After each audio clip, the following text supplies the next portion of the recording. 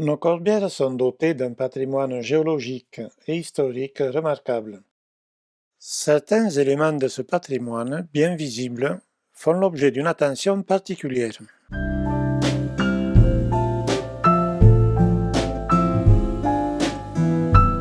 D'autres sont plutôt méconnus. Nous sommes ici à la Salvetat, à la croisée des communes entre Termes, La Roque-de-Fa et Davejean.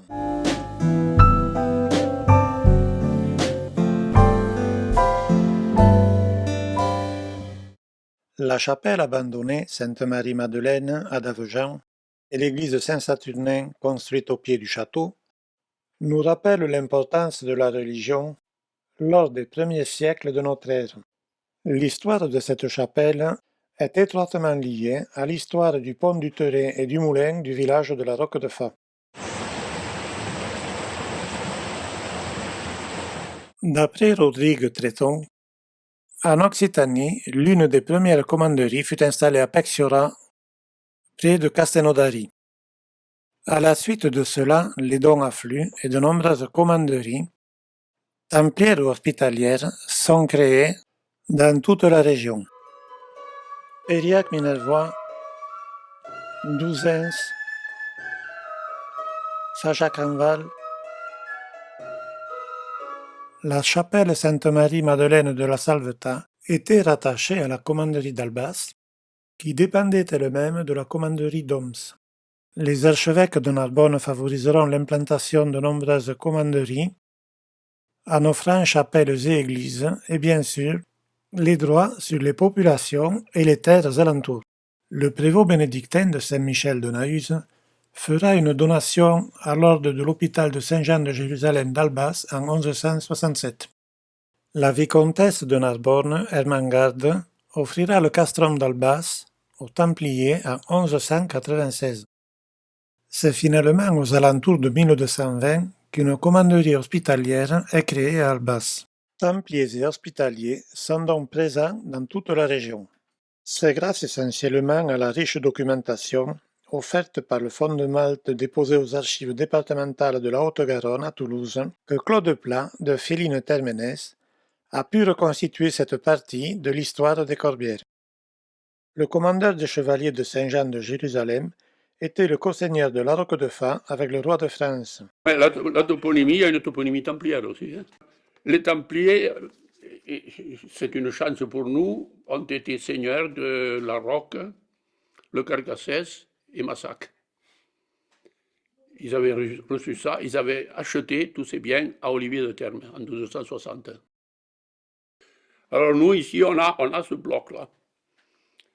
On a ce bloc qui ensuite, évidemment, les biens des Templiers, après 1307, après le procès de Philippe le Bel, sont passés aux chevaliers de Saint-Jean de Jérusalem, aux hospitaliers, grâce au pape Clément V d'ailleurs, qui n'a pas pu empêcher le roi de France de prendre la fortune des Templiers, mais qui a dit il faut que les biens fonciers restent dans un ordre religieux, et c'est les hospitaliers qui en ont hérité.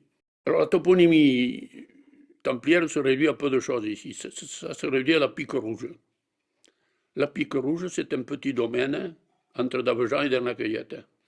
Et il y a une pierre, le lieu s'appelle la Pique Rouge. Alors le rouge, c'est la croix vermeille des Templiers, sur le manteau blanc. Et cette croix était connue de quelques chasseurs qui sont morts. Elle était gravée sur une pierre. Il y a encore à Massac un lieu qui s'appelle le Commandeur, juste sous le village. Et il y a des bornes gravées. Il y en a deux, je les connais. Massac était donc sous l'empire des Templiers. La Pico Rouge, le commandeur, Albaz aussi, il y a un commandeur à Albaz, un nom de lieu. Albaz aussi appartenait aux Templiers. Ainsi que Féline et Davejean, mais où les Templiers n'étaient pas seigneurs principaux, disons. Hein. Ils avaient quelques fiefs. Et tout ça se trouve, fort heureusement, bien conservé dans ce qu'on appelle le Fonds de Malte, qui est déposé à Toulouse, aux archives départementales. Il n'y avait pas un seul seigneur par le village, il y en avait 3, 4. À La Roque, il y a 4 seigneurs. Il y a le commandeur, qui est le seigneur principal. Il y a le roi de France, qui a aussi des fiefs. Il y a des petits seigneurs. un nommé Carton de Moutoumit, le seigneur Carton. Carton, c'est une mesure. C'est une mesure. Alors ce type-là a dû commencer dans les poids et mesures au service d'un maître du sol, d'un seigneur qui était au-dessus de lui, et puis s'est taillé de petits fiefs. Il est devenu seigneur de telle ou telle parcelle de la Roque, qui est nommée précisément, que je connais, moi, où je suis allé et tout, tu vois. Et il y a un autre seigneur qui s'appelle le seigneur de Matte aussi. Et alors, dans ces documents templiers, d'abord templiers puis hospitaliers, il y a des terriers et des censiers. Le censier, c'est un document qui recense, toujours la même racine, les possessions des gens dans le village, avec uniquement la redevance qu'ils doivent au Seigneur chaque année. C'est un document succinct. J'en ai un de 1300 à la Roque, moi. Il tient en une page. C'est magnifique parce que, bon, on voit déjà les noms des lieux, les noms des personnes, on voit la nature des redevances, en orge, en blé, en viande de porc, etc. Tu vois. Et puis alors, le terrier, lui, est beaucoup plus développé. Chaque tenancier a son compte rendu où il reconnaît posséder en présence du Seigneur, il prête serment chaque fois qu'on le lui demande, tous les 5-6 ans, pour que les paysans n'oublient pas qu'ils le doivent au Seigneur. On les réunit tous les 5 ou 6 ans. Et alors il témoigne du fait qu'il possède telle et telle parcelle dans le terroir de la Roque ou de Massac. Et chaque fois, il y a le détail des redevances. Il y a des parcelles qui doivent quelque chose chaque année à chacun des 4 seigneurs. Par exemple, les condamines notamment, qui ont été après le XIIe ou XIIIe siècle, qui ont été allotis. Alors, au lieu d'un seul propriétaire, il y en a 10, tu vois. Et ça, les parcellaires, quand on les a, les cartes, les plans, le plan parcellaire, on s'aperçoit tout de suite qu'il y a à un certain point, là, à un certain endroit, qu'il y a eu un partage, qu'il y a des partenaires laniérés, tu vois. Ça c'est un partage du Moyen-Âge, hein, un allotissement. Le Seigneur a eu besoin d'argent pour financer les croisades, tout ça. Il a alloti. Il a renoncé à sa possession exclusive de ces champs, qui étaient les meilleurs d'ailleurs. Hein. J'ai un exemple à Félino, Bourraine, là, où on voit l'allotissement, et où on voit que chaque famille du village, chaque grosse famille a eu sa portion. Il y a encore les noms des gens, tu vois, des vieilles familles du pays. Ça, c'est l'apport des parcellaires. Censiers, terriers et parcellaires ont permis à Claude Plat de reconstituer notre passé féodal et agricole. Le pont du Terrain à la Roque de Fa est un symbole de ce passé.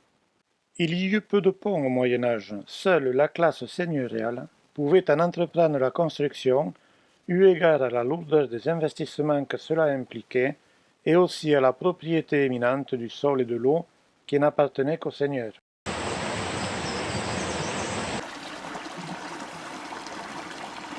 Le pont du Terrain a connu différentes fortunes. On le retrouve sous différentes dénominations tout au long de l'histoire. Il a été bâti en pierre de tuf, terré en occitan. Cette pierre est légère et facile à tailler. Elle a été très utilisée dans la région pour la construction d'arches de pont ou de voûtes d'édifices, comme ici à l'église de Davejean ou ailleurs au château de Thermes d'Aurillac et dans de nombreuses bâtisses. Les pierres utilisées pour la construction du pont du Terrain provenaient des carrières de La Valette sur le territoire de la commune de Davejean. L'inventaire général des reconnaissances de la commanderie d'Oms, publié en 1704, fait état d'un bail qui, le 7 décembre 1351, fait apparaître le procureur du roi, Déodat Fabry de l'ordre de Saint-Jean, seigneur de Massac et de la Roque de Fa, Arnaud Socaille, prêtre à la Roque de Fa, Arnaud Bertrand, procureur de la ferme, et qui concerne un champ au lieu-dit du pont confronté au Mont Sec, pont qui n'est autre que le pont du Terrain actuel, et qui existait donc en 1351. Dans un livre terrier de 1407, le pont apparaît désormais sous le nom de pont de l'Aïgo, en français le pont de l'eau. Un ferracha est cité à proximité. Ces petits espaces de terre à proximité d'un ruisseau étaient semés de plantes variées de sorte que l'on pouvait nourrir les animaux tels que les cochons tout au long de l'année. C'est à cette période qu'apparaît également le premier moulin de la ville, moulin alimenté par un aqueduc en bois, adossé au pont, aqueduc qui emprunte aux Romains et aux techniques d'irrigation orientale ramenées par les moines hospitaliers depuis les croisades, l'utilisation de l'eau pour le fonctionnement des meules et l'irrigation des jardins.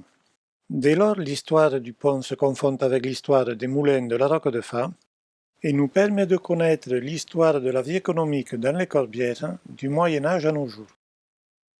Les familles Gély, Bedos, Soucaille, Narbonne, Mercier, Juliat, Targue, Fabre, Rocanera, tous de la Roque, ou encore Puech et Dony de Moutoumé, ainsi que Ménéblès et Cabot de Davejan, cultivaient dès le Moyen Âge de l'orge, de l'avoine et du blé. Outre le broyage des céréales, le moulin a été utilisé comme moulin à foulon ou moulin drapier pour le nettoyage de la laine. On pouvait aussi broyer l'écorce de chêne que l'on réduisait en poudre pour obtenir le temps nécessaire au traitement ou à la conservation des peaux. Mais un compois de 1659 nous confirme la disparition du moulin foulon, autrement dit, la fin de l'exploitation de la laine dans ce secteur des Corbières. Il est confirmé que le marchand André Barre de Davejan possède un couvert ayant servi de moulin foulon. Le dernier terrier du XVIIe siècle, qui date de 1763, nous apprend que Bertrand Calvel est le meunier qui a la charge du moulin. Durant cette période, de nombreux propriétaires se sont succédés. En 1751, M. Joseph de Barre, seigneur de Davejan, est devenu le propriétaire éminent des deux moulins à eau de la Roque, le moulin d'en haut, dit le moulin de la ville, et le moulin de Namur, dit le moulin d'Almiech, plus tard le moulin de Cabrol. On voit que la famille Barre de Davejan est anoblie, car en 1695, Bernard de Barre a acquis les châteaux et seigneuries de Davejan et de la Roque de Fa. Vers 1860, la construction de la route qui traverse les Corbières nécessitera la destruction d'une partie de l'aqueduc et signera bien sûr la fin de l'utilisation du moulin à eau de la ville. Mais avant la guerre de 14-18, le moulin fut approvisionné en loupe de bruyère par les enfants de la Roque, car on y fabriquait des pipes en bois. Ce n'est plus l'eau qui faisait tourner la meule pour broyer les boules de bois, mais certainement l'énergie mécanique ou électrique. Le pont du Terret qui enjambe le Sou est resté longtemps un ouvrage exceptionnel.